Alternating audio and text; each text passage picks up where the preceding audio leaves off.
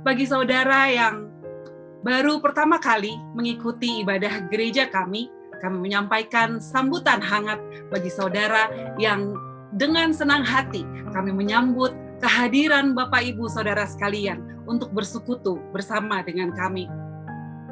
Di masa pandemi ini, mungkin di antara Bapak, Ibu, saudara-saudara, serta anak-anak sekalian, banyak yang mengalami keadaan yang tidak baik, keadaan yang tidak enak, seperti sakit, bosan, gelisah, mudah tersinggung, dan beragam keadaan lainnya.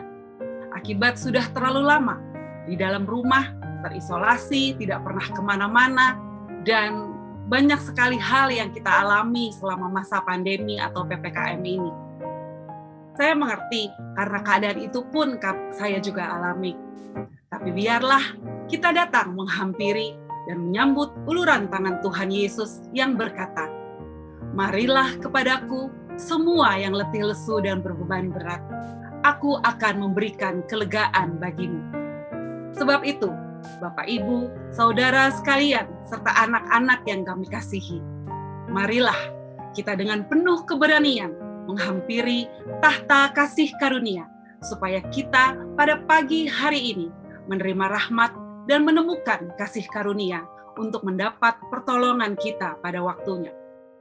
Mari kita menenangkan diri dengan sejenak, berdiam diri, bersaat teduh di hadapan Tuhan, menyambut panggilannya.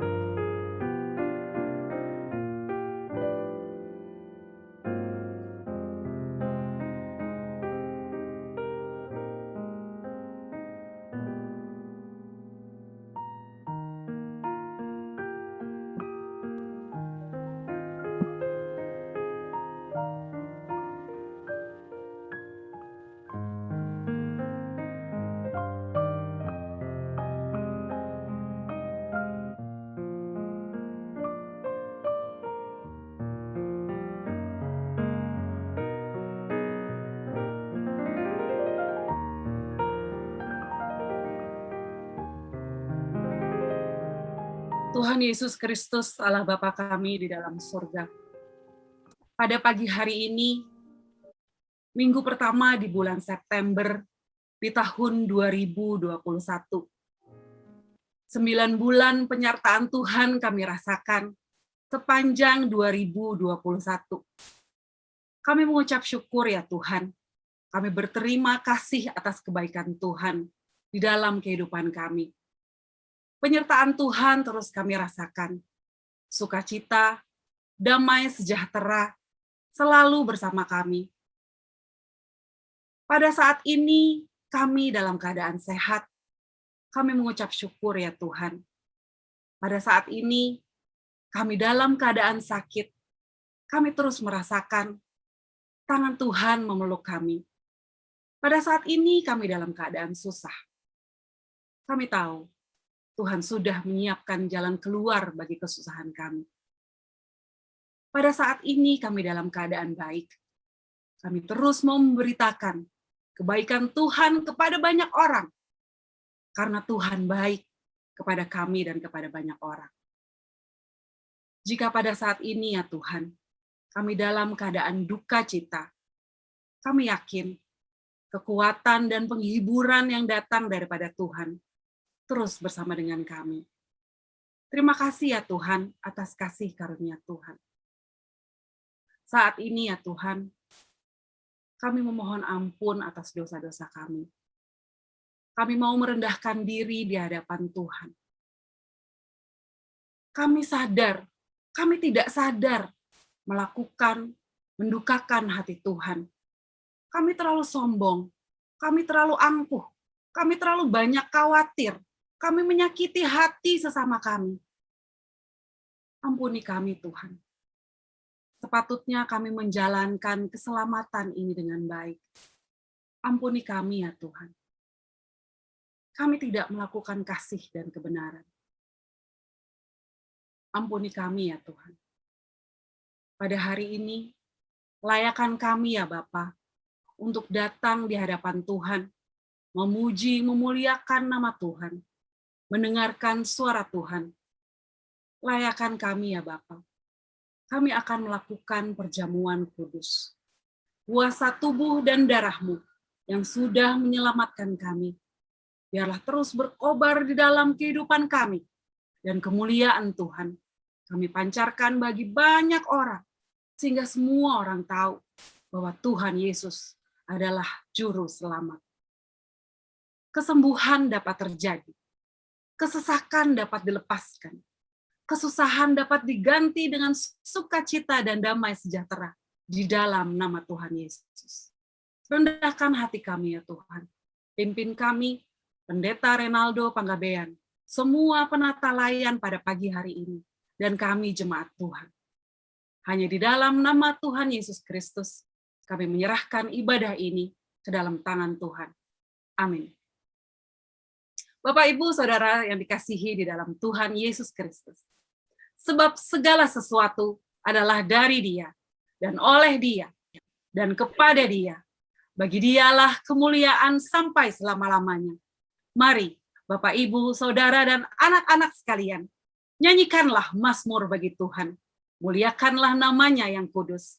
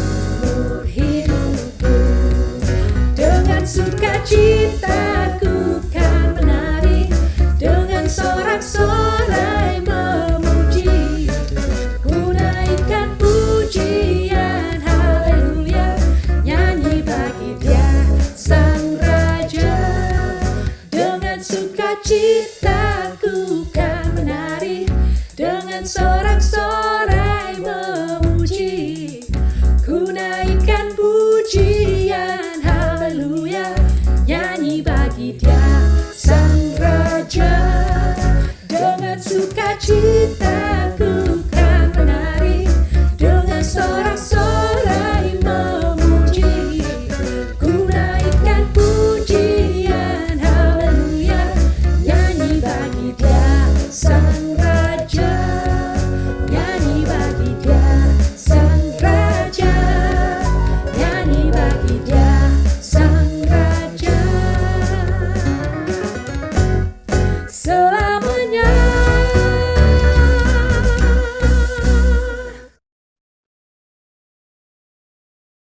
Saudara yang dikasihi di dalam Tuhan Yesus Kristus, kita akan bermazmur bagi Tuhan secara bertanggapan. Saya undang Bapak, Ibu, Saudara, dan anak-anak sekalian untuk berdiri atau bermazmur dengan sikap sempurna.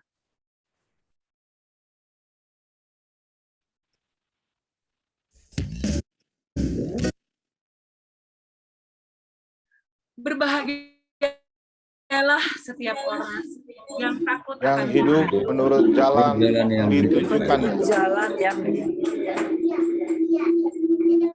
Apabila engkau memakan hasil jeripayah tanganmu, Berbahagialah engkau Dan baiklah keadaanmu. istrimu akan menjadi seperti pohon anggur yang subur di dalam rumahmu. Anakmu seperti tunas pohon zaitun Keliling mejamu. di sekeliling mejamu. Sungguhnya, demikianlah akan diberkati orang laki-laki yang takut akan Tuhan. kiranya Tuhan memberkati engkau Berkati engkau dari Sion. Supaya engkau melihat kebahagiaan Yerusalem seumur hidupmu. dan melihat anak-anak dari anak-anakmu. Damai sejahtera atas kita semua. Amin. Dipersilahkan untuk duduk kembali.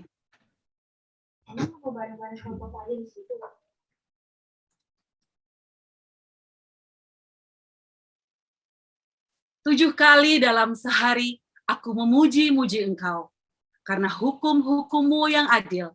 Biarlah bibirku mengucapkan puji-pujian, sebab Engkau mengajarkan ketetapan-ketetapan-Mu kepadaku.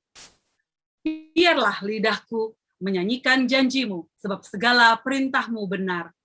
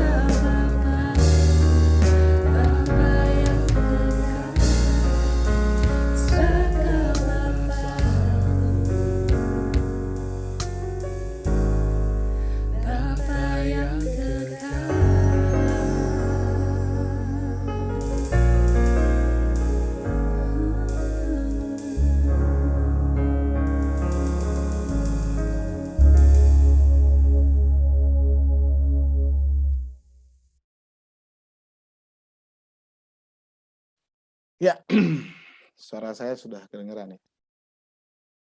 Shalom, saudara-saudaraku jemaat Tuhan Yesus yang saya kasihi, dimanapun saudara berada. Apa kabar saudara-saudara? Saya berharap saudara senantiasa dalam keadaan sehat dan dipelihara oleh Tuhan. Nah, hari ini kita akan merenungkan sebuah tema yang banyak disinggung di sepanjang Alkitab, baik perjanjian baru maupun perjanjian lama, yaitu tentang salah satu cara kita menyembah Tuhan. Kita menyembah Allah, yaitu dengan ibadah keluarga. Orang menyebutnya juga dengan altar keluarga, mesbah keluarga, family worship, dan seterusnya. Dan saya akan memulai renungan ini dengan melontarkan dua pertanyaan yang kita sama-sama renungkan. Yang pertama, ibadah keluarga sebagai salah satu bentuk ibadah kita, orang-orang yang sudah ditebus oleh Allah, adalah sebuah perintah Tuhan, artinya sebuah keharusan, atau sebuah pilihan. Pertanyaan kedua, mana yang lebih perlu buat kita dan penting buat Tuhan? Ibadah minggu seperti sekarang ini kita berkumpul atau ibadah keluarga? Saudara nggak usah menjawab sekarang, tetapi semoga Tuhan kasih jawaban kepada kita melalui renungan hari ini.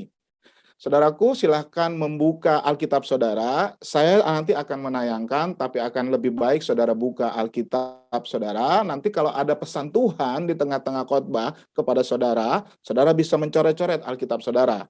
Buka, siapkan di Ulangan 6. Sebenarnya ayat 1 sampai 25, tapi kita hanya baca beberapa saja. Ulangan 6 ayat 6 dan 7, kemudian 20 dan 23. Ulangan 6 ayat 4 sampai 7, kemudian 20 23. Setelah itu kita akan baca Yosua 24 ayat 15. Sebelumnya mari kita berdoa. Bapa dalam surga, kami mengucap syukur kalau hari ini kami boleh beribadah kepada Tuhan. Biarlah kami boleh mempunyai sikap yang menyembah dengan rendah hati, rendah diri di hadapan Tuhan sejak awal hingga akhir. Saat ini kami mau duduk diam dan menyembah Tuhan dengan mendengarkan firman Tuhan. Berbicaralah kepada kami ya Tuhan saat ini. Berbicara dan pimpin hamba yang akan menyampaikan isi hati Tuhan dan juga semua jemaat Tuhan. Supaya jemaat Tuhan boleh mendengarkan firman Tuhan, boleh siap untuk menangkap pesan Tuhan pada hari ini. Terima kasih ya Bapa, berfirmanlah di dalam nama Tuhan Yesus Kristus. Amin.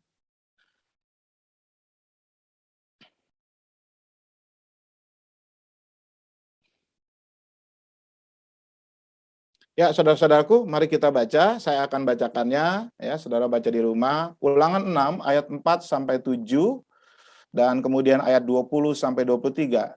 Dengarlah hai orang Israel, Tuhan itu Allah kita, Tuhan itu Esa. Kasihilah Tuhan Allahmu dengan segenap hatimu dan dengan segenap jiwamu dan dengan segenap kekuatanmu. Apa yang kuperintahkan kepadamu pada hari ini haruslah engkau perhatikan. Haruslah engkau mengajarkannya berulang-ulang kepada anak-anakmu, membicarakannya apabila engkau duduk di rumahmu, apabila engkau sedang dalam perjalanan, apabila engkau sedang berbaring, dan apabila engkau bangun. Apabila di kemudian hari anakmu bertanya kepadamu, apakah peringatan dan ketetapan dan peraturan itu yang diperintahkan kepadamu oleh Tuhan Allah kita? Maka haruslah engkau menjawab anakmu itu, kita dahulu adalah budak Firaun di Mesir, tetapi Tuhan membawa kita keluar dari Mesir dengan tangan yang kuat. Tuhan membuat tanda-tanda mujizat yang besar dan yang mencelakakan terhadap Mesir, terhadap Firaun dan seisi rumahnya di depan mata kita. Tetapi kita dibawanya keluar dari sana supaya kita dapat dibawanya masuk untuk memberikan kepada kita negeri yang telah dijanjikannya dengan sumpah kepada nenek moyang kita. Kemudian Yosua 24 ayat 15. Tetapi ini Yosua yang ngomong ya kepada bangsa Israel ketika bangsa Israel itu mau tersebar ke daerah mereka masing-masing. Tetapi jika kamu anggap tidak baik untuk beribadah kepada Yahweh, kepada Tuhan, pilihlah pada hari ini kepada siapa kamu akan beribadah. Allah yang kepadanya nenek moyangmu beribadah di seberang sungai Efrat, atau Allah Amori yang negerinya kamu diami ini? Tetapi aku dan seisi rumahku, kami akan beribadah kepada Tuhan. Puji Tuhan. Saudara-saudaraku, jemaat yang saya kasih dalam Tuhan Yesus Kristus, saya bersyukur kalau saudara dan keluarga saat ini terdaftar atau paling tidak aktif di Gereja Rasuli Indonesia Berkat, ya, aktif beribadah.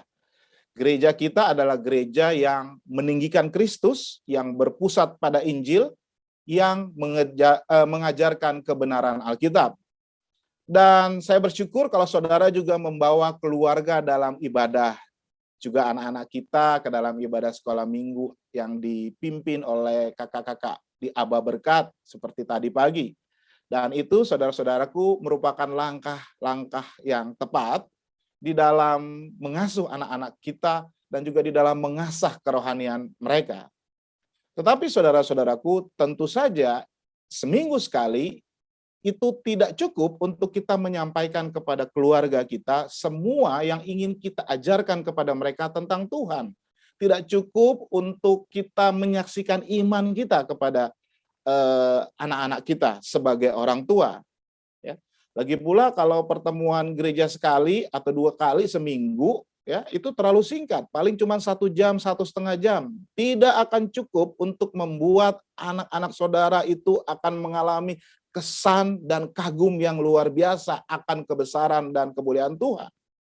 Itu sebabnya mengapa ibadah keluarga sangat penting dan Alkitab mengajarkannya. Tetapi alasan lain juga yang penting kenapa saudara harus melakukan ibadah keluarga adalah karena Tuhan layak disembah setiap hari di rumah kita oleh keluarga kita. Itu sebabnya Tuhan sejak awal itu menciptakan manusia, Adam dan Hawa, untuk apa? Untuk menyembah Dia. Ketika manusia akhirnya jatuh ke dalam dosa, dia juga memilih keluarga, yaitu keluarga Abraham, untuk menyembah Dia, untuk mengabarkan rencana keselamatan Allah bagi semua manusia. Jadi ini berarti sejak awal memang Tuhan memanggil manusia untuk menyembah Dia, selain memanggil sebagai sebuah kumpulan atau komunitas orang-orang, gereja misalnya, tetapi Dia juga memanggil keluarga. Tuhan memakai keluarga sebagai instrumen untuk Dia menyampaikan firman-Nya, anugerahnya, rencana keselamatannya, dan juga memanggil keluarga untuk menyembah Dia. Dan saudara-saudara, kita akan lihat keluarga yang beribadah di dalam Alkitab. Meskipun di Alkitab itu tidak ada langsung perintah yang eksplisit tentang ibadah keluarga, namun Alkitab dengan jelas menyiratkan bahwa Allah itu adalah Allah yang layak disembah setiap hari di rumah kita dan oleh keluarga kita. Dan prakteknya itu ada di seluruh Alkitab. Misalnya Kain dan Habel. Kita tahu saudara-saudara, ya, Kain dan Habel itu kan menyembah Tuhan. Dari mana mereka tahu harus menyembah Tuhan? Habel menyembah domba, Kain menyembah dengan hasil pertaniannya. Pasti karena orang tuanya Adam dan Hawa mengajarkan, bahkan mengajak Kain dan Habel untuk menyembah Tuhan setiap hari. Sehingga anak-anak ini ketika dewasa tahu. Begitupun dengan Abraham dan Ishak. Begitu Abraham dan Ishak ini mempunyai anak, namanya Ishak. Abraham dan Sarah ya mempunyai anak dan Ishak lahir.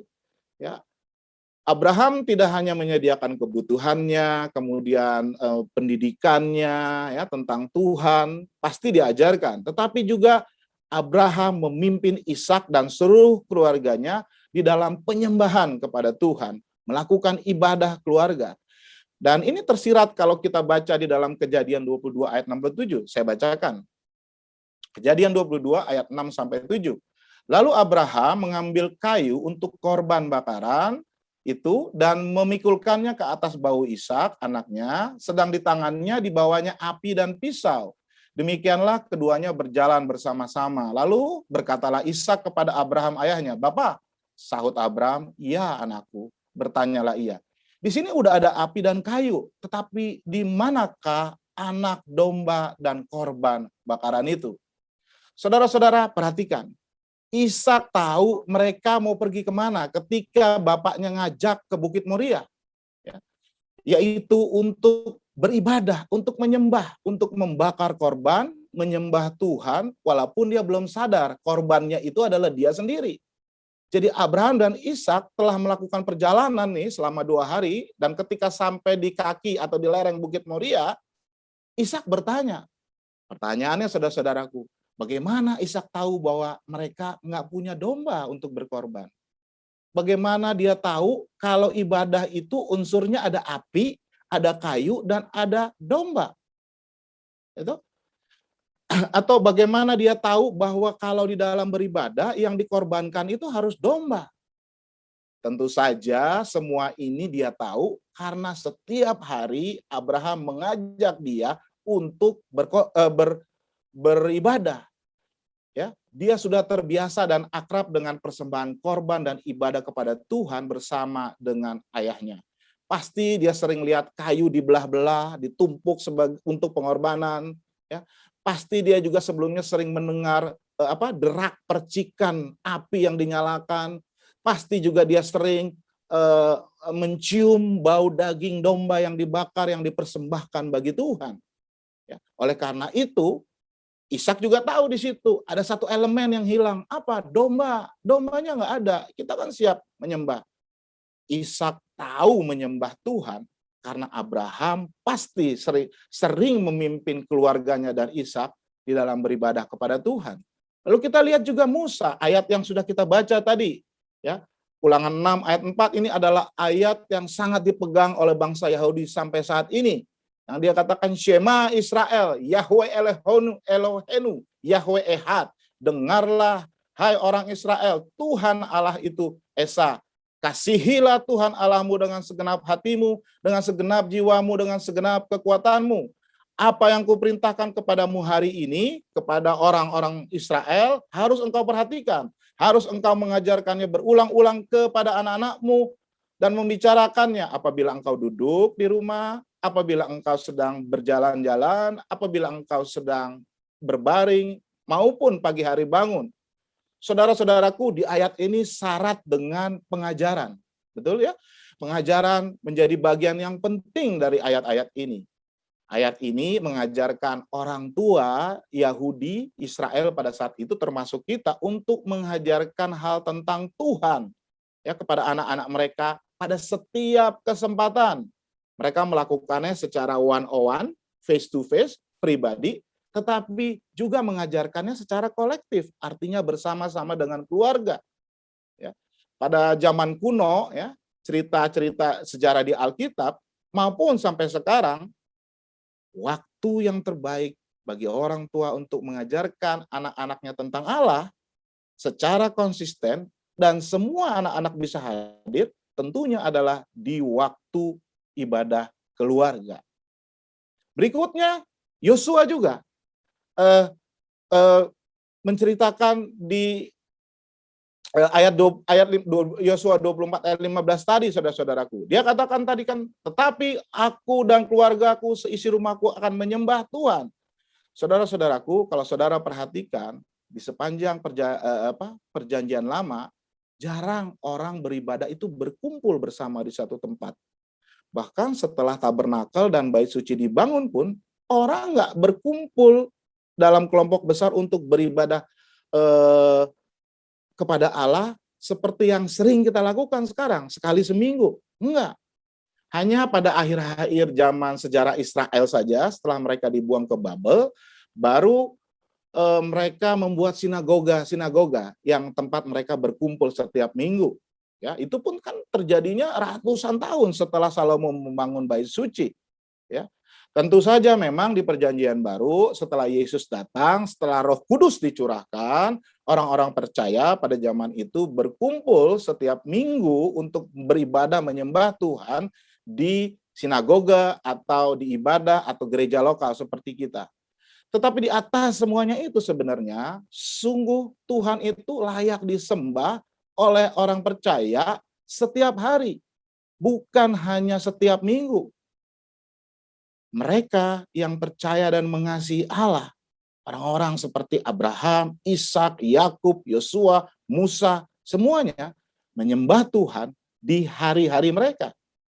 Dan saya percaya hal yang sama juga dilakukan oleh umat Tuhan sampai hari ini. Begitu juga dengan Bapak Ibu Saudara. Dan ini yang harus kita ingat, saudara-saudaraku. Terutama ketika kita membaca Yosua 24 ayat 15, maka itu berarti bahwa kita harus menyembah Tuhan setiap hari. Itu yang harus kita lakukan, saudara-saudaraku. Jadi, tetapi aku dan seisi rumahku, kami akan beribadah kepada Tuhan. Dengan cara apa Yosua memimpin keluarganya beribadah? Kalau dia harus pergi ke kemah suci, itu memakan waktu berhari-hari. Saudaraku, ya, bangsa Israel ini kan disebar. Ya. Kemah suci itu ada di satu tempat, kalau nggak salah di Gilgal. Jadi kalau beribadah harus ke kemah suci, mungkin Yosua perlu waktu berhari-hari untuk sampai di kemah suci. Begitupun dengan 12 suku Israel yang lainnya. Kalau pengertian mereka beribadah itu hanya di kemah suci. Padahal Allah itu layak disembah setiap hari. Berarti apa yang Yosua lakukan? Yosua pasti melakukan ibadah bersama keluarganya. Itu sebabnya dia mengatakan, tetapi aku dan seisi rumahku kami akan beribadah kepada Tuhan.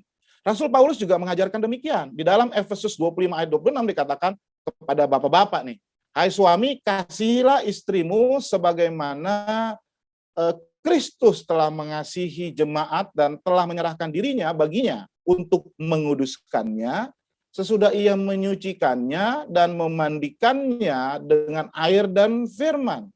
Saudara-saudaraku, salah satu cara terbaik seorang suami untuk dapat memandikan istrinya secara spiritual dengan air yang murni, dengan firman Tuhan, adalah dengan praktik ibadah keluarga.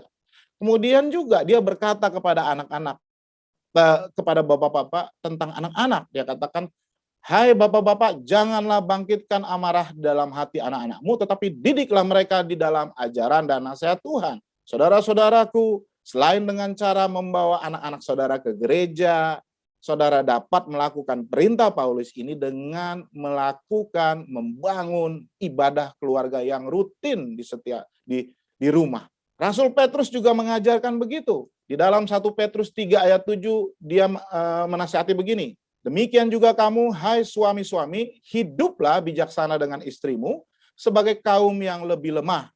Hormatilah mereka sebagai teman pewaris dari kasih karunia, yaitu kehidupan, supaya doamu jangan terhalang. Saudara-saudaraku, saya tekankan doamu, itu yang huruf kuning. Di dalam bahasa Ibraninya dua kata, proseukas, humon. Proseukas itu artinya doa, humon itu artinya kamu artinya kepemilikan. Tetapi sebenarnya ini adalah jamak. Jadi kata ganti kepemilikan orang kedua yang jamak. Jadi mu itu sebenarnya adalah kalian. Jadi sebenarnya supaya doa kalian jangan terhalang. Siapa kalian? Pasti suami dan istri. Dan ini secara implisit, implikasinya adalah bahwa suami istri juga harus membangun mesbah keluarga. Dan bagaimana dengan Tuhan Yesus? Kehidupan keluarga Tuhan Yesus. Maria dan Yusuf udah mengajar dan mengajak Yesus beribadah sejak bayi, umur 8 hari. Pada umur 12 tahun, dia diajak Maria dan Yusuf, ayah ibunya, untuk beribadah ke bait suci. Dan Yesus sendiri suka dengan anak-anak. Kita ingat ayatnya. Dia pernah bilang kepada murid-muridnya untuk jangan halangi anak-anak itu datang kepada dia. Amin, saudara. Saudara-saudaraku, jadi kesimpulannya adalah dari semua cerita Alkitab yang tadi sudah kita renungkan, bahwa dengan jelas menyiratkan bahwa Tuhan layak disembah setiap hari di rumah kita oleh keluarga kita. Saudara-saudaraku, mari kita lanjut dengan memahami ibadah keluarga. Saya akan menceritakan sedikit saja tentang prinsip-prinsip ibadah keluarga. Saudara-saudaraku, ibadah keluarga itu adalah baca kitab suci, ya, ini dilakukan di rumah, bernyanyi bagi Tuhan dan berdoa. Dan dilakukan secara teratur oleh keluarga dan dipimpin oleh kepala keluarga. Itu sebenarnya definisi dari ibadah keluarga. Tetapi ada prinsip-prinsip penting tentang ibadah keluarga itu. Yang pertama, ibadah keluarga adalah ibadah. Apa maksudnya? Kita beribadah itu adalah beribadah secara pribadi. Saat saudara bersaat teduh, saat saudara mempunyai waktu doa, itu adalah penyembahan, ibadah pribadi. Dan kita juga ibadah secara komunitas, gereja, seperti yang kita lakukan. Tetapi ibadah yang Tuhan maksud juga adalah ibadah keluarga. Jadi ada 3 jenis ibadah ini, dan tidak ada satupun yang nilainya lebih rendah dari yang lain. Sehingga ibadah keluarga itu adalah permintaan dari Tuhan. Ibadah keluarga bukan hanya sekedar tingkah laku rohani, disiplin, tetapi ibadah keluarga itu juga merupakan momen perjumpaan dengan Allah Tritunggal melalui 3 unsur utama yang saya sebutkan tadi. Ya, jadi ibadah keluarga adalah yang pertama, keluarga yang beribadah adalah keluarga beribadah melalui membaca kitab suci. Ketika kita membaca Alkitab dengan keluarga, Tuhan sedang berkhotbah tentang dirinya dan anugerahnya yang besar itu, yang tidak dapat dilukiskan melalui anaknya Yesus Kristus kepada dunia yang membutuhkan. Dan membaca firman Tuhan bukan hanya sekedar supaya tahu pengetahuan, tetapi itu adalah untuk memuliakan Allah. Dan unsur yang kedua adalah keluarga yang beribadah adalah keluarga yang bernyanyi. Kita beribadah bersama keluarga melalui nyanyian. Ya. Salah satu ciri yang nggak bisa dihilangkan dari anak-anak Tuhan, termasuk juga bangsa Yahudi Israel, adalah apa? Bernyanyi. Kita lihat saja, 150 kitab Mazmur itu berisi 150 nyanyian. Ya. Bahkan Paulus itu memberitahu jemaat di Kolose supaya coba kamu saling menegur satu dengan yang lainnya dengan cara apa? Dengan nyanyian. Di dalam Kolose 3 ayat 16. Ya. Yang ketiga adalah keluarga beribadah melalui doa.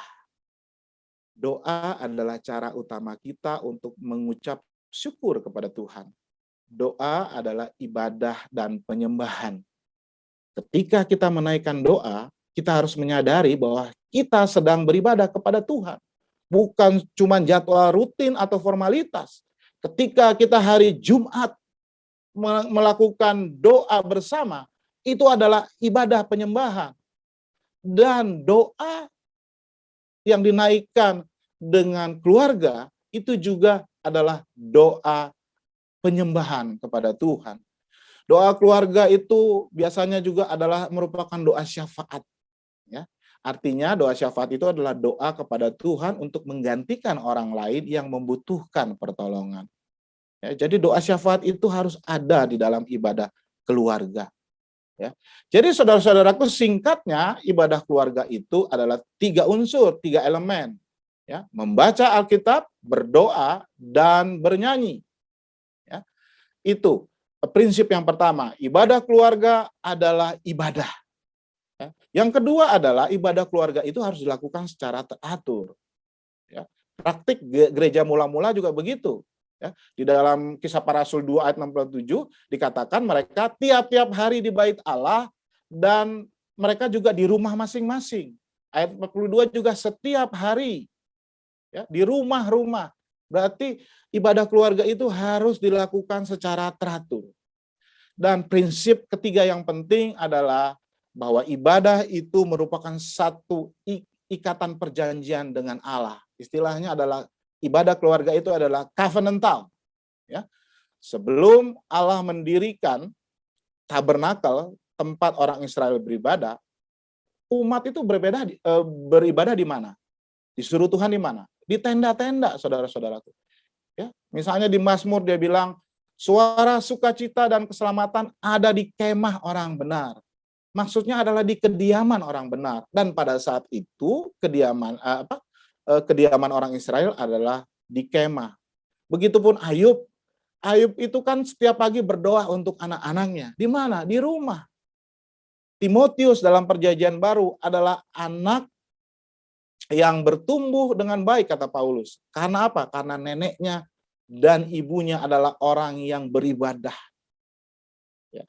Jadi kita harus beribadah bersama keluarga dengan membaca kitab suci, menyanyikan puji-pujian, dan berdoa. Itu adalah 3 prinsip yang penting di dalam memahami ibadah keluarga. Lalu bagaimana kita membangun mesbah keluarga dan mengusahakannya, saudara-saudaraku? Ya.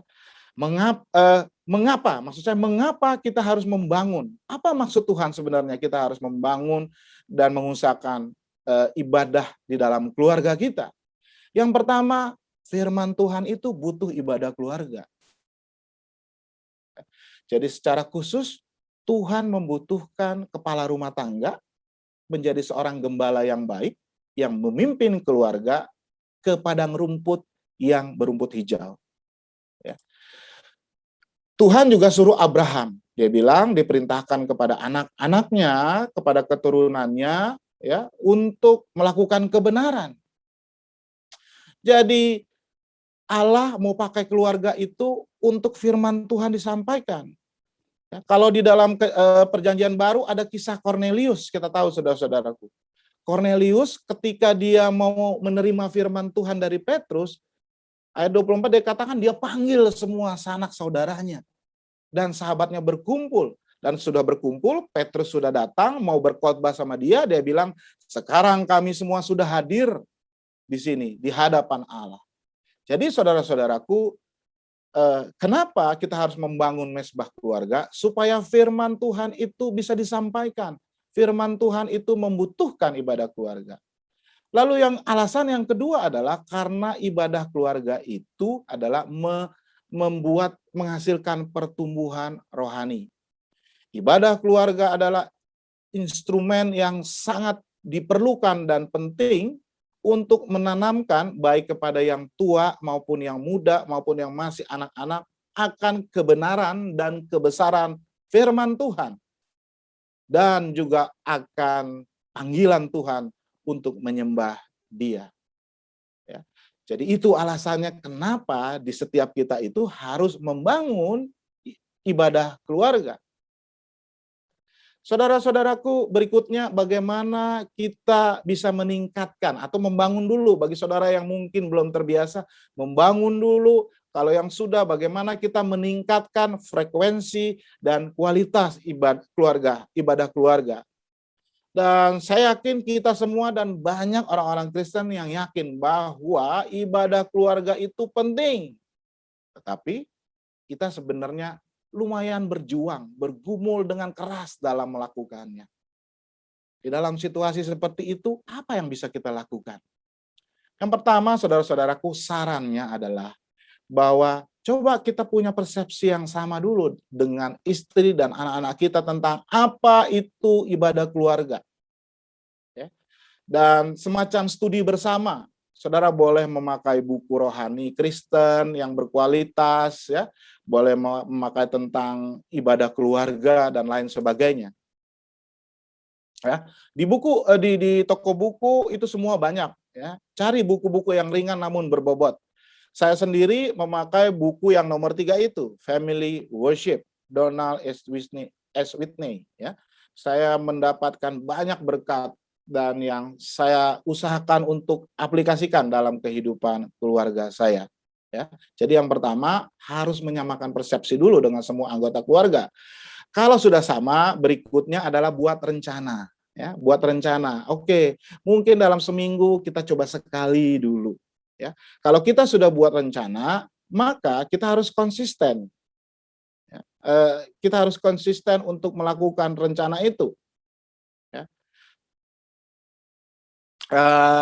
Kemudian berikutnya adalah setelah itu kita pilih waktu yang paling cocok. Saya tahu Bapak, Ibu, anak-anak itu sibuknya minta ampun. Masing-masing pasti punya kesibukan, tetapi berbicaralah, cari waktu yang paling cocok. Ada keluarga yang cocok, ya udah pagi-pagi aja deh. Ada yang malam-malam dan lain sebagainya. Ya, jadi ya sepakati waktu bersama dan waktunya terserah. Ya. Mungkin awal-awal nggak lama-lama ya, cuman 30 menit, nggak apa-apa, atau cuma 20 menit, yang penting kita harus memulai. Amin ya saudara ya. Jadi pilih waktu yang pas, yang cocok. Dan saudara-saudaraku, yang penting saudara-saudara nggak usah pusing. Ya. Ibadah keluarga tidak harus langsung atau tidak harus sempurna, tetapi yang penting adalah berusahalah untuk konsisten dan teratur. Bisa saja mungkin pada saat makan siang. Ya, jadi tidak mengambil waktu khusus, yuk sebelum makan siang kita 10 menit bangun mesbah keluarga dulu yuk, gitu ya. Jadi anak-anak sudah siap semuanya, apalagi sekarang kan sebagian besar pasti banyak di rumah ya. Ya sudah, sebelum makan siang saja saudara bikin ibadah keluarga 10 sampai 20 menit ya. Atau pada sebelum makan malam ya. Seminggu sekali boleh, seminggu 2 kali. Saudara mulai, pokoknya jangan berpikir susah, sulit lah ya, karena tidak harus sempurna. Tuhanlah yang menyempurnakannya. Saudara-saudaraku, tadi saya sudah katakan bahwa kita ibadah keluarga itu adalah baca, menyanyi, dan berdoa. Sedikit tips saja saudara-saudaraku. Ketika kita membaca ya firman Tuhan, sebaiknya firman Tuhan itu dibaca berurutan di keluarga. Artinya dari Kejadian sampai Wahyu. Itu yang ideal. Kenapa saudara-saudara saya menyarankan begitu? Karena supaya kita keluarga, anak-anak kita itu mengetahui sejarah penebusan Allah. Karena itu memang dimulai dari Kejadian gitu loh. Tetapi tidak harus seperti itu ya. Semakin muda umur anak-anak kita, kadang-kadang akan lebih baik bagi kita untuk membaca Alkitab yang berisi cerita ya, dan mungkin cuma pendek-pendek aja gitu ya, karena kalau anak-anak yang belum dewasa itu kan sulit konsentrasi gitu ya. Tetapi untuk anak-anak yang lebih besar, mungkin pra remaja atau remaja, saya sarankan saudara baca dulu Perjanjian Baru ya, dan baru setelah Perjanjian Baru selesai ya, kembali ke Perjanjian Lama. Dan itu boleh satu pasal, boleh satu perikop ya. Pokoknya sekali lagi jangan dibikin susah. Tetapi yang penting saudara bisa melakukannya dengan enjoy gitu ya. Dan saat membaca, saya sarankan itu baca dengan antusias. Jangan seperti baca koran, seperti baca apa yang nggak ada, datar aja begitu. Enggak ya. Kita harus baca dengan anak-anak kita, dan anak-anak kita juga harus kita ajarkan untuk membaca dengan antusias, dengan intonasi sesuai dengan alur cerita gitu ya. Jadi jangan baca flat aja gitu. Saudara ingat, ini adalah firman Tuhan. Jadi saudara harus membaca dengan mengerahkan semua kemampuan yang saudara miliki ya. Dan sebagai orang tua, saudara harus menjelaskan, mungkin ada kata-kata yang tidak dipahami dan lain sebagainya ya, harus bisa menjelaskan. Dan ada satu tips lagi ya, kalau saudara ingin supaya anak-anak saudara itu lebih memahami, ya, minta saja anak-anak itu dari ayat yang kita baca tadi, cobalah ambil satu ayat, terus kamu jelasin. Menurut kamu maksud firman Tuhan ini apa? Ya, dan itu bisa membuat pemahaman anak kita lebih baik akan firman Tuhan. Dan sebaliknya, kita bisa bertanya juga kepada anak, coba kamu pilih dari ayat ini apa yang kamu tidak mengerti. Ayah atau ibu coba untuk menjelaskan. Jadi interaktif saudara-saudaraku. Itu adalah tips yang pertama. Tips yang kedua tentang nyanyian. Saya pikir saudara tahu. Yang penting mungkin ada buku nyanyian, bisa Kidung Jemaat atau bisa dengan daftar lagu-lagu kontemporer saat ini ya. Ya, jadi ada guidance-nya ya.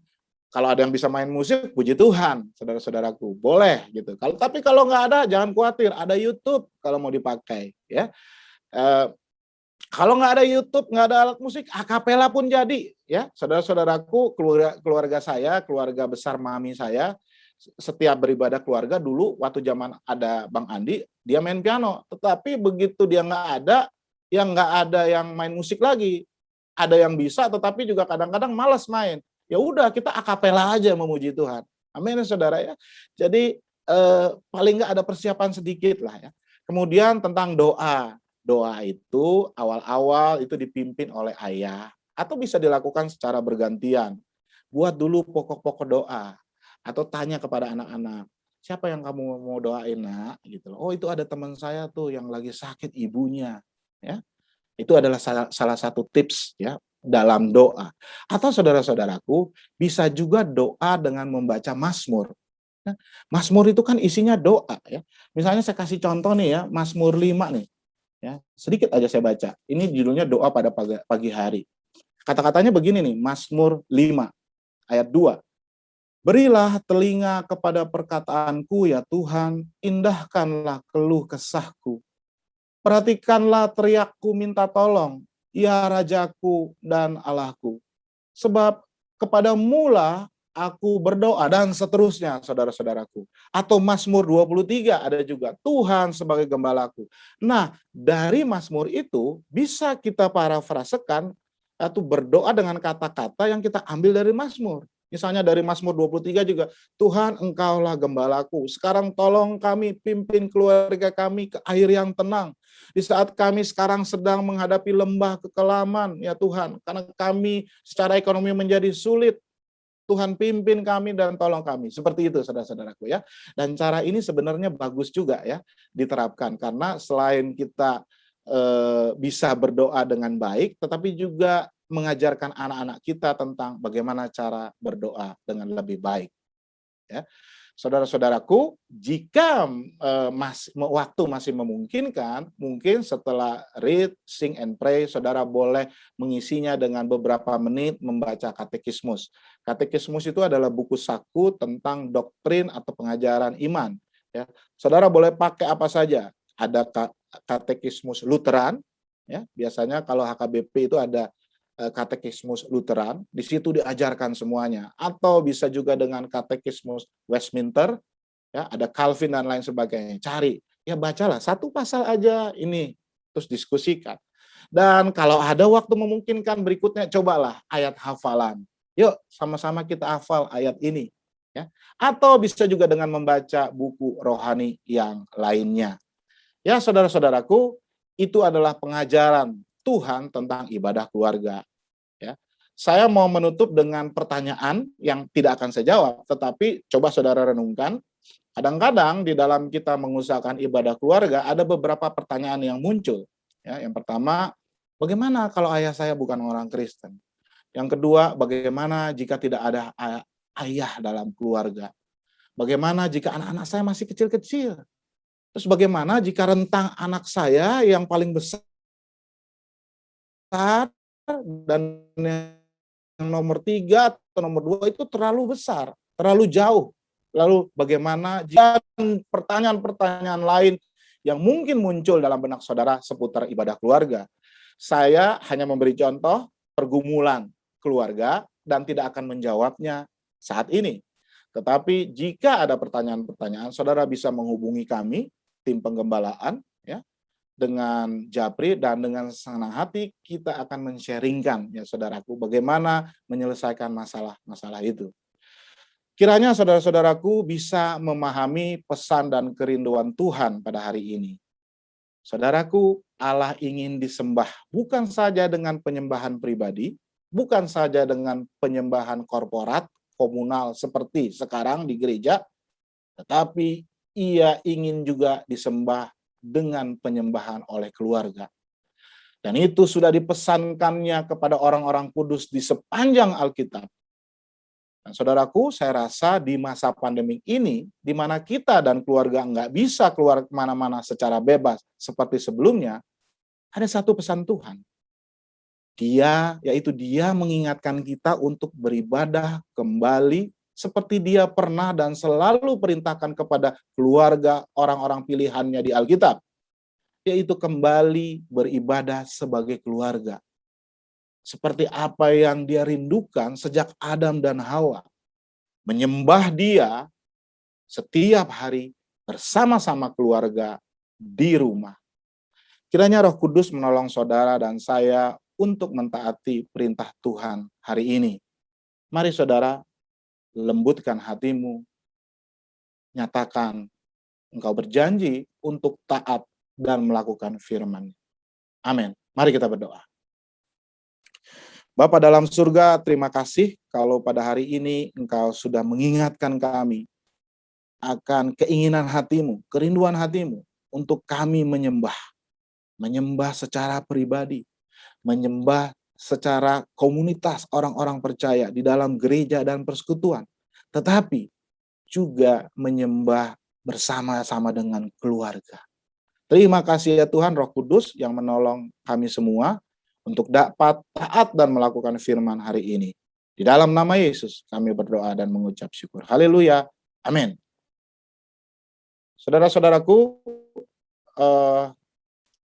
kita akan memasuki perjamuan kudus. Tetapi sementara itu saya berikan waktu bagi saudara untuk meresponi firman Tuhan dengan bersama-sama menaikkan pujian berikut ini, yang juga bisa sebagai sebuah doa saudara pribadi dan keluarga. Ibu Tina bersama dengan para pemuji akan menyanyikan lagu ini 2 putaran. Untuk putaran yang pertama, mari kita nyanyikan secara bersama-sama sebagai respons kita akan firman. Dan pada putaran yang kedua setelah interlude, saya mempersilahkan saudara untuk tutup mata, menundukkan kepala, dan berdoa melakukan persiapan pribadi untuk menyambut undangan Tuhan ke meja perjamuan kudus. Tuhan memberkati.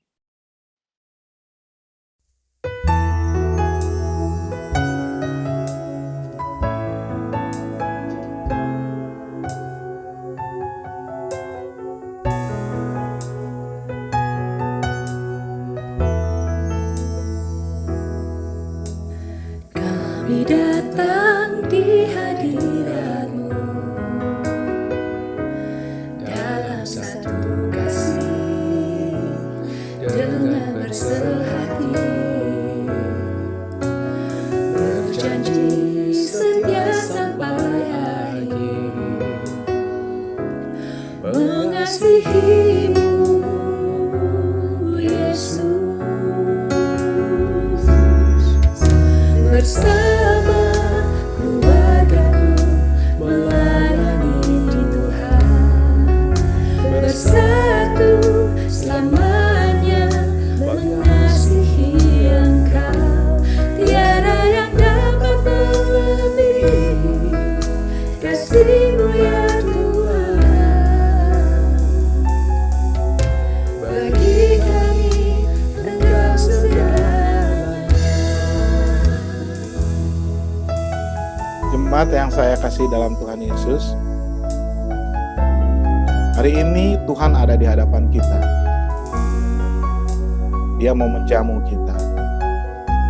Persiapkan hatimu, berdoalah kepada Tuhan untuk menyambut perjamuannya dengan penuh sukacita. Kami datang di hadirat-Mu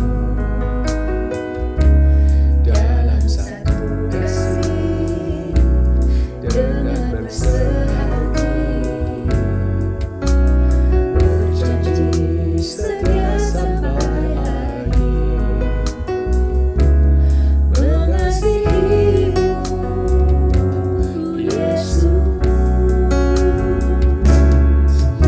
Bersama keluargaku melayani Tuhan, bersatu selamanya mengasihi Engkau. Tiada yang dapat melebihi kasih-Mu ya Tuhan.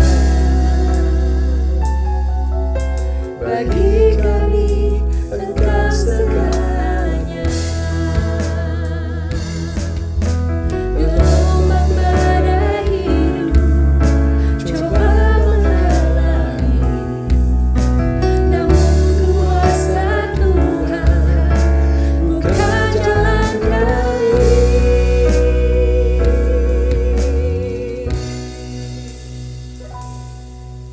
Bersama keluargaku melayani Tuhan, bersatu selamanya mengasihi Engkau.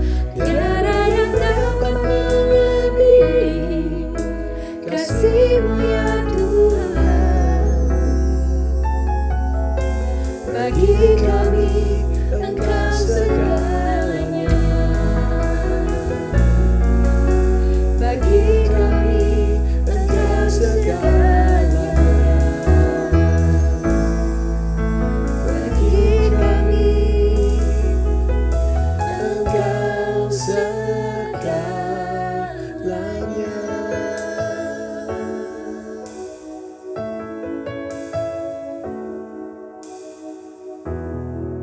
Saudaraku, perjamuan kudus ini diberikan bagi kita yang sudah menerima Yesus Kristus sebagai Tuhan dan Juru Selamat pribadi.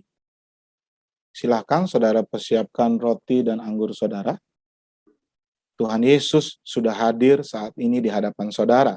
Dan dia berkata, "Akulah roti hidup yang telah turun dari surga. Jikalau seorang makan dari roti ini, ia akan hidup selama-lamanya. Dan roti yang kuberikan itu adalah dagingku yang akan kuberikan untuk hidup dunia." Dia juga berkata, "Akulah pokok anggur, kamulah ranting-rantingnya. Barang siapa tinggal di dalam aku di dalam dia, ia berbuah banyak. Sebab di luar aku, kamu tidak dapat berbuat apa-apa." Rasul Paulus juga mengajarkan kita tentang makna perjamuan Tuhan di dalam 1 Korintus 10 ayat 16 sampai 17 dan seterusnya. Rasul Paulus katakan, "Bukankah cawan pengucapan syukur yang atasnya kita ucapkan syukur adalah persekutuan dengan darah Kristus? Bukankah roti yang kita pecah-pecahkan adalah persekutuan dengan tubuh Kristus? Karena roti adalah satu, maka kita sekalipun banyak adalah satu tubuh. Karena kita semua mendapat bagian dalam roti yang satu itu. Kamu tidak dapat minum dari cawan Tuhan dan juga dari cawan roh-roh jahat. Kamu tidak dapat mendapat bagian dalam perjamuan Tuhan dan juga dalam perjamuan roh-roh jahat. Atau maukah kita membangkitkan cemburu Tuhan? Apakah kita lebih kuat daripada Dia? Jadi barang siapa dengan cara yang tidak layak makan dan roti minum cawan Tuhan, ia berdosa terhadap tubuh dan darah Tuhan. Karena itu, hendaklah tiap-tiap orang menguji dirinya sendiri, dan baru sesudah itu ia makan roti dan minum dari cawan itu.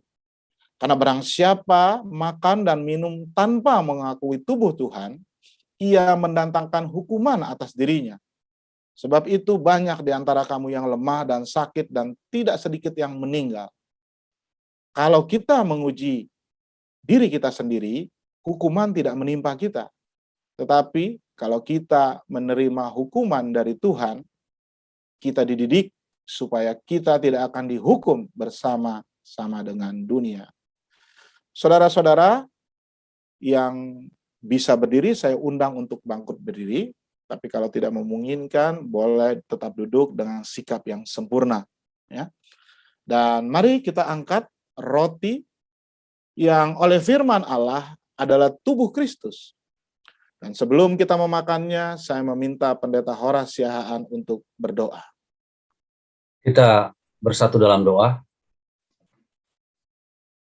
Bapa, di tangan kami ada tubuh-Mu yang terpecah, menggantikan kami yang berdosa ini ya Tuhan. Agar dengan tubuh-Mu yang terpecah, yang tersalib, tubuh kami yang sudah rusak ini, penuh dengan dosa ini, mendapat kehidupan kekal. Tuhan, ketika tubuh ini bersatu dengan tubuh kami ya Tuhan. Amin. Biarlah tubuh kami ini dan lewat tubuh kami ini kami dapat memuliakan Tuhan. Mempersembahkan tubuh ini menjadi persembahan yang hidup dan yang berkenan kepada Tuhan. Terima kasih Tuhan Yesus. Terima kasih Tuhan atas pengorbanan-Mu yang tiada tara. Terpujilah ya Tuhan, hingga kami yang tadinya hina menjadi Tuhan layakan untuk masuk dalam kerajaan. Persiapkan kami, dan kami siap untuk menyambut tubuh-Mu hanya di dalam nama Tuhan Yesus Kristus. Amin. Haleluya. Saudaraku, pada malam ia diserahkan.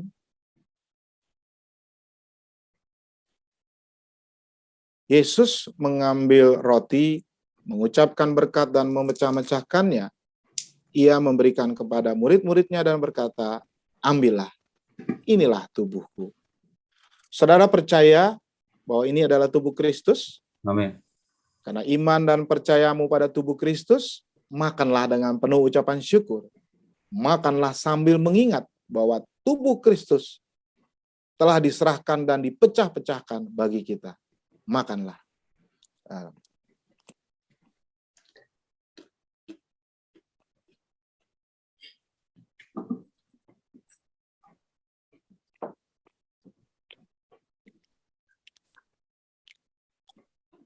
Saudaraku, mari kita angkat cawan anggur kita ke atas. Tanda kita meninggikan darah Kristus. Sebelum kita meminumnya, saya minta Diaken Ramona Panggabean untuk berdoa. Tuhan Yesus yang baik, terima kasih, kami selalu berterima kasih dan mengucap syukur untuk pengorbanan Tuhan yang sempurna di dalam kehidupan kami, darah-Mu yang mahal Tuhan yang sudah tercurah, yang mengampuni segala dosa kami. Dan kami angkat sekarang Tuhan anggur yang oleh firman Allah menjadi darah Tuhan Yesus Kristus, yang kami percayai akan mengampuni segala dosa dan kesalahan kami. Kami mau hidup dalam kesucian dan kekudusan di hadapan Tuhan. Dalam nama Tuhan Yesus, oleh darah-Mu, oleh bilur-bilur-Mu, kami disembuhkan. Di dalam nama Tuhan Yesus kami tolak segala sakit penyakit yang ada di dalam tubuh kami. Dalam nama Tuhan Yesus. Darah Tuhan Yesus Kristus yang membalut dan menyembuhkan segala penyakit kami. Terima kasih Bapa, dalam nama Tuhan Yesus. Amin. Sesudah itu ia mengambil cawan dan mengucap syukur. Dan ia berkata, inilah darahku, darah perjanjian yang ditumpahkan bagi banyak orang. Ambillah. Saudaraku, saudara percaya ini adalah darah Kristus? Percaya hari ini engkau akan menerima mujizat? Karena iman dan kepercayaanmu pada Yesus Kristus dan kuasa darahnya, maka minumlah dengan penuh ucapan syukur. Minumlah sambil mengingat, darah Kristus telah dicurahkan untuk pengampunan dosa kita. Di luar darah Kristus tidak ada pengampunan dosa. Minumlah.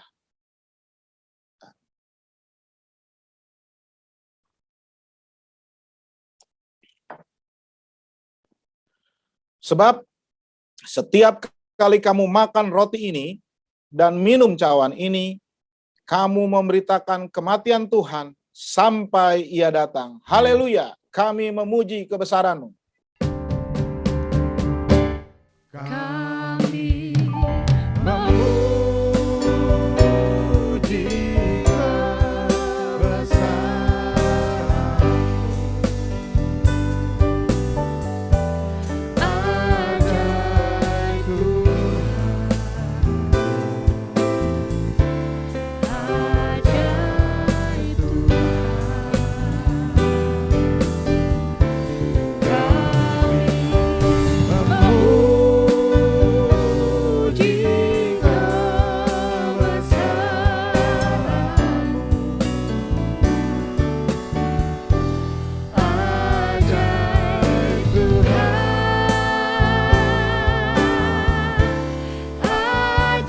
Ajaib Tuhan,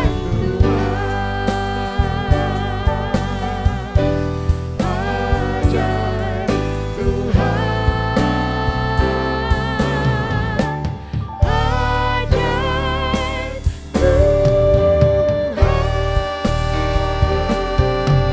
Beri kemuliaan bagi Tuhan.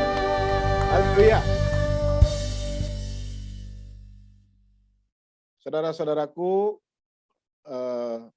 saudara yang berdiri dengan tetap berdiri, dan saudara yang lain dengan sikap sempurna, maka bersama dengan semua orang-orang tebusan Allah di sepanjang abad dari zaman para rasul hingga saat ini, dan yang mereka yang berada di segala tempat, mari kita bersatu sebagai sebuah gereja yang kudus dan am, mengakui pengakuan iman kita dengan menyebutkan pengakuan iman rasuli.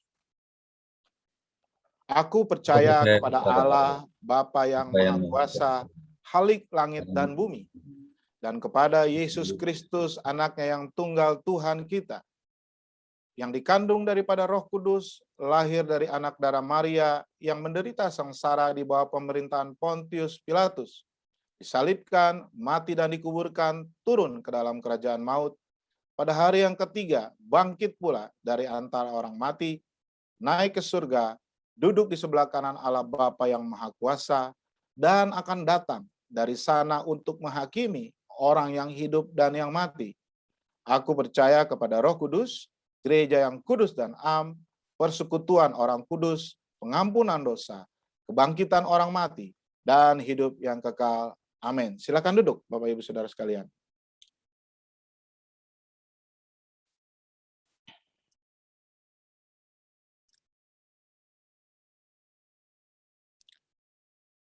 Saudaraku, tiba saatnya kita akan membawa korban persembahan. Salah satu elemen ibadah yang dilakukan oleh orang-orang tebusan Allah sepanjang Alkitab, selain beribadah dengan menaikkan pujian, menaikkan doa, firman, pengakuan iman, tapi juga membawa korban persembahan. Saya belum pernah membaca di dalam Alkitab ada anak-anak tebusan Allah yang beribadah kepada Tuhan dan tidak membawa korban persembahan kepada Tuhan. Abraham ketika beribadah memberi persembahan persepuluhan kepada Melkisedek. Di dalam kitab Imamat, Tuhan juga memerintahkan umat Israel untuk beribadah kepadanya dengan membawa korban persembahan. Dalam Injil juga kita baca Tuhan Yesus mengamati orang yang datang ke rumah ibadah membawa persembahan, termasuk di dalamnya adalah persembahan dari janda yang miskin. Jemaat mula-mula di Kisah Para Rasul selalu membawa persembahan ketika mereka beribadah. Kiranya kita datang kepada Tuhan di dalam ibadah ini, kita tidak hanya memohon Dia untuk memberkati kehidupan kita, tetapi kita juga mau membawa korban kepada Tuhan. Oleh karena itu, Bapak Ibu Saudaraku sekalian, lengkapi dan sempurnakanlah ibadah saudara pada hari ini kepada Tuhan dengan membawa korban persembahan kepada Tuhan. Kecuali engkau tidak punya uang sepeser pun, katakan saja dengan jujur kepada Tuhan. Aku tidak punya sepeser pun untuk dipersembahkan. Saya percaya Allah mengerti. Dan dengarlah firman Tuhan yang mendasari persembahan kita hari ini. Dari Mazmur 96 ayat 8. Pemazmur katakan, berilah kepada Tuhan kemuliaan namanya. Bawalah persembahan dan masuklah ke dalam pelatarannya. Ulangan 16 ayat 17 katakan, janganlah ia menghadap hadirat Tuhan dengan tangan hampa, tetapi masing-masing dengan sekedar persembahan, sesuai dengan berkat yang diberikan kepadamu oleh Tuhan Allahmu. Selamat membawa korban persembahan kepada Tuhan. Saudara bisa memberikannya dengan mentransfer dengan nomor rekening ataupun QR code yang ada di layar saudara. Tuhan memberkati.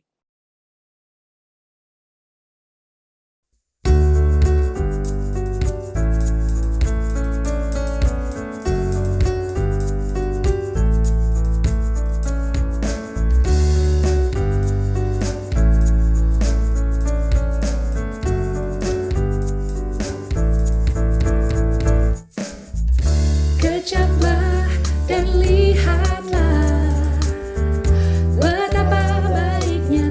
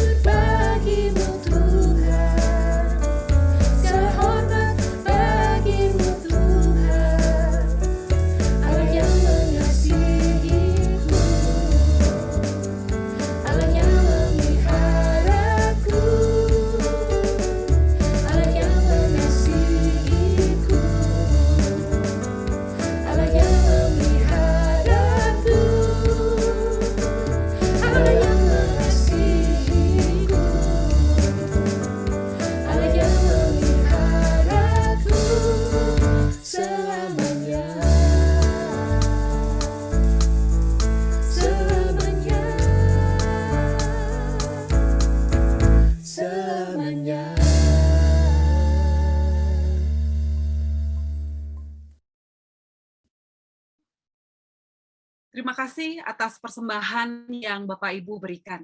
Mari kita bersatu di dalam doa. Segala ungkapan syukur kami naikkan hanya kepadamu ya Tuhan. Terima kasih banyak Tuhan atas berkat yang datangnya daripada Tuhan.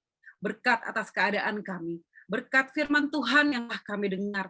Berkat kemampuan atas keuangan dan lain sebagainya yang datang daripada Tuhan. Terima kasih ya Bapa atas persembahan ini ya Tuhan. Ajar kami, tegur kami, rendahkan hati kami untuk selalu mensyukuri kebaikan Tuhan dan penyertaan Tuhan dalam kehidupan kami. Berkati jemaat yang telah memberikan persembahan. Berkati gereja kami agar kami semua dapat berhikmat dan mengembalikan, mengelola semua berkat-Mu ini untuk kemuliaan hanya bagi nama Tuhan. Di dalam nama Tuhan Yesus Kristus, kami menyerahkan persembahan ini ke dalam tangan Tuhan. Amin.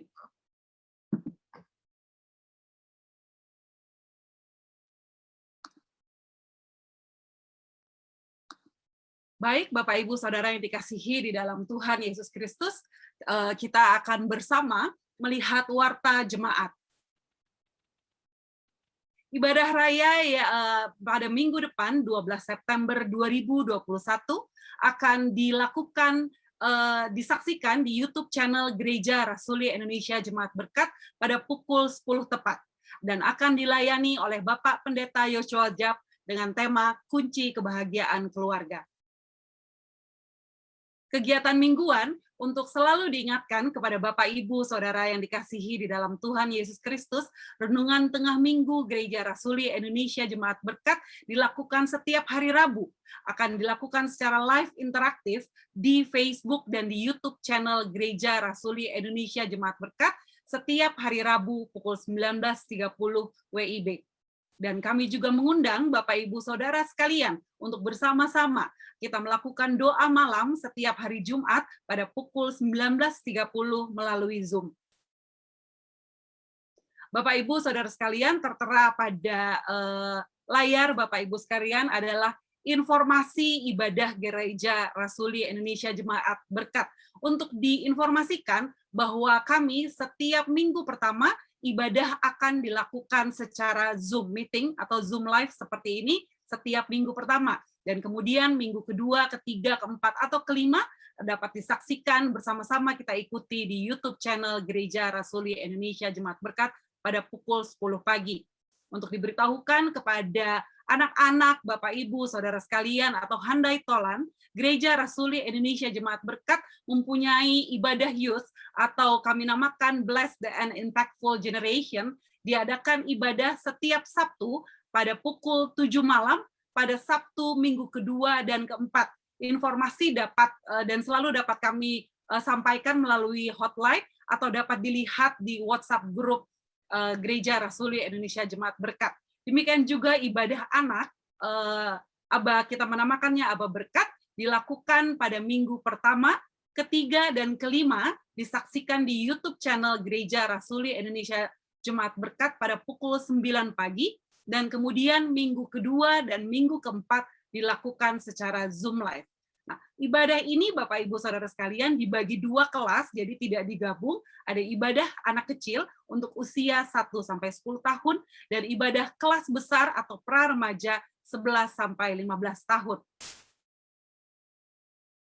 Bagi Bapak, Ibu, jemaat yang membutuhkan pelayanan pastoral konseling pribadi, kunjungan, penyerahan anak, baptisan, pemberkatan nikah, kedukaan, dukungan doa, dan lain sebagainya, silahkan menghubungi hotline Gereja Rasuli Indonesia Jemaat Berkat di 0819 2807 0901. Silahkan mengcapture, atau saya ulangi, 0819 2807 0901. Terima kasih atas kehadiran jemaat sekalian bersama-sama dengan kami di ibadah pada pagi hari ini. Baik, kita akan berdoa syafaat yang akan dipimpin oleh Bapak Pendeta Yoshua Jab. Dipersilakan. Baik, Bapak, Ibu, Saudara yang dikasihi Tuhan, mari kita bersehati, kita bersama-sama menaikkan doa syafaat kita. Mari berdoa. Bapa di surga, sungguh kami mengucap syukur untuk kesempatan ibadah kami pada pagi hari ini. Sekali lagi kami mengimani bahwa ini adalah hak istimewa yang Tuhan berikan kepada kami. Terlebih lagi, kami penuh sukacita kami telah menerima perjamuan kudus Tuhan. Terima kasih ya Bapa buat ibadah yang indah pagi hari ini. Dan sebelum kami menutup ibadah kami menaikkan doa syafaat kami Tuhan. Kami berdoa untuk negara kami Indonesia yang masih dalam keadaan COVID-19, kiranya Tuhan berkenan untuk memberikan hikmat, bijaksana, dan kekuatan semangat kepada pimpinan kami di negara ini, Bapak Presiden Joko Widodo beserta seluruh jajaran aparat pemerintah sampai ke tingkat-tingkat desa, supaya mereka tetap kuat, penuh semangat untuk menangani masalah COVID-19 ini, juga untuk memulihkan kembali perekonomian negara kami ini ya Bapak. Dan biarlah kiranya juga Tuhan berkenan memberkati tenaga-tenaga medis yang terus berjuang untuk menangani pasien-pasien COVID-19, juga program-program vaksin yang masih terus berlangsung. Kiranya Tuhan yang berkenan untuk memulihkan negara kami supaya negara kami ini boleh segera terbebas dari COVID-19. Terima kasih ya Bapak, kami juga berdoa untuk gereja kami, Gereja Rasuli Indonesia Berkat. Kiranya Tuhan Engkau tetap memberkati gereja kami yang sekalipun kami masih lakukan ibadah secara online, tapi kami percaya pelayanan ibadah ini boleh menjadi berkat bagi banyak orang. Engkau berkati pimpinan kami, Bapak Gembala, Pendeta Rinaldo Panggabean, kiranya Tuhan terus memperlengkapi dia dengan baik dan juga memberkati pelayanannya, keluarganya, dan berkati seluruh keluarga besarnya dengan berkat kesehatan, sukacita, penuh damai sejahtera dari Tuhan. Berkati juga untuk Bapak Wakil Gembala Pendeta Horasiaan beserta seluruh keluarganya, kiranya Tuhan juga yang memakai pelayanannya menjadi berkat bagi banyak orang, dan Tuhan mencukupkan segala apapun yang menjadi kebutuhan pribadinya maupun keluarganya. Berkati kami para gembala ya Bapak, supaya kami boleh sehati sepikiran untuk bersama-sama berbeban lelah membangun gereja kami Tuhan, supaya gereja kami boleh bertumbuh secara kualitas dan secara kuantitas. Dan kami percaya Tuhan punya rencana yang terindah, yang terbaik buat gereja kami. Demikian juga para pengurus, majelis, penatua, diaken, semua yang terlibat dalam kepengurusan gereja kami, kiranya Tuhan juga menyatukan hati kami, pikiran kami bersama, supaya kami semua boleh semangat untuk membangun gereja Tuhan ini. Dan kami juga percaya Tuhan akan mencukupkan segala kebutuhan dana khususnya yang masih dibutuhkan oleh gereja kami tepat pada waktunya sesuai dengan kehendak dan rencana Tuhan. Kami mau mengingat akan saudara-saudara kami yang saat ini mungkin terbaring sakit ataupun di dalam pemulihan kesehatannya, apapun penyakit yang mereka alami, kami mohon kiranya Tuhan berkenan untuk melawat mereka, memberkati obat-obatan yang mereka konsumsi, dan kiranya juga Tuhan berkenan untuk menjamah tubuh mereka sesuai dengan kehendak dan rencana Tuhan. Engkau berikanlah kepada mereka kesembuhan, pemulihan di dalam nama Tuhan Yesus. Kami juga berdoa untuk saudara-saudara kami yang mungkin ada banyak masalah, kesulitan dalam kehidupannya, khususnya di tengah-tengah situasi ekonomi yang tidak menentu yang mereka hadapi. Mungkin juga mereka menghadapi persoalan relationship di antara anggota keluarga. Kiranya Tuhan berkenan juga untuk melawat mereka dan memulihkan, dan Tuhan memberikan jalan keluar yang terbaik sesuai dengan kehendak dan rencana Tuhan. Kami berdoa juga untuk jemaat-jemaat Tuhan khususnya yang sudah hadir pada pagi hari ini. Kiranya Tuhan juga berkati mereka, berkati pekerjaan mereka, berkati keluarga mereka, berikan dengan berkat kesehatan dan sukacita damai sejahtera yang dari Tuhan saja. Kami mengingat saudara-saudara kami, jemaat-jemaat lain yang mungkin belum berkesempatan hadir pada pagi hari ini, kiranya Tuhan yang menggerakkan hati mereka, membangkitkan kerinduan di hati mereka untuk pada hari-hari yang akan datang dalam ibadah-ibadah kemudian mereka ada kerinduan untuk hadir beribadah bersama-sama dengan kami. Terima kasih ya Bapak, kami juga berdoa untuk saudara kami yang berulang tahun, kiranya Tuhan juga memberkati kehidupan mereka, 1 tahun sudah Tuhan tambahkan usia mereka, dan kiranya Tuhan berkati umur panjang dan kesuksesan, kebahagiaan ada di tangan mereka. Terima kasih ya Bapak, kami berdoa juga untuk Kota Jakarta, kiranya Tuhan berkati Bapak Gubernur, Wakil Gubernur, supaya juga boleh memimpin Jakarta dengan baik, sehingga ada satu kedamaian bagi umat beragama menjalankan ibadah, khususnya bagi gereja-gereja untuk terus melakukan ibadah Tuhan, sehingga kami juga boleh terus maju dan berkembang dan memuliakan nama Tuhan.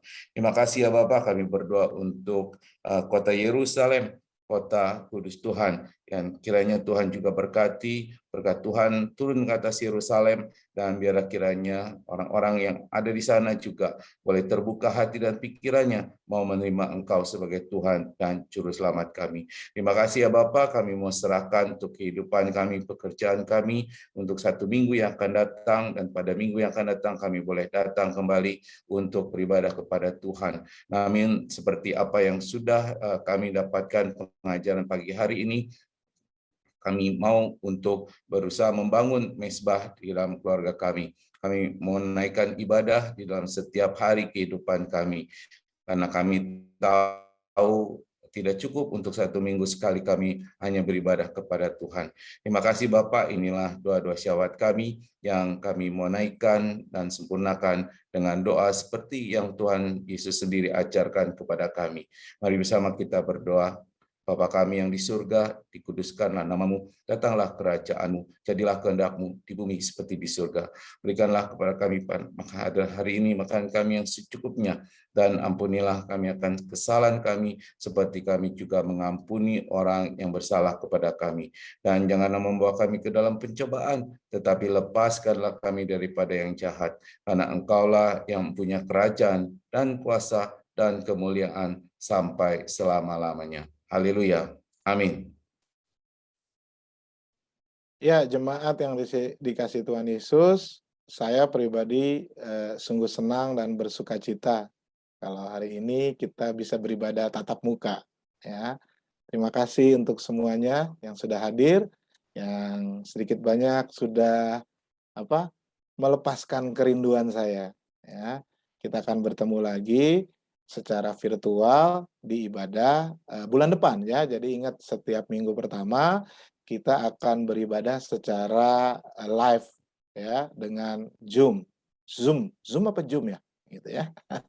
Jadi sekali lagi terima kasih ya saudara-saudaraku. Tapi di tengah-tengah minggu mudah-mudahan saya bisa bertemu saudara kembali ya di dalam